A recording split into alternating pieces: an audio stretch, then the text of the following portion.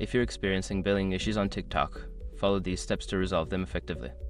This guide will help you navigate through the process. Step 1. Check your payment method. Ensure that the payment method linked to your TikTok account is valid and has sufficient funds. Verify that your credit card or payment app is not expired or blocked. Step 2. Review your purchase history. Access your purchase history in the TikTok app to identify any discrepancies. Go to your profile, tap on the 3 dots, and select Balance to see your transactions.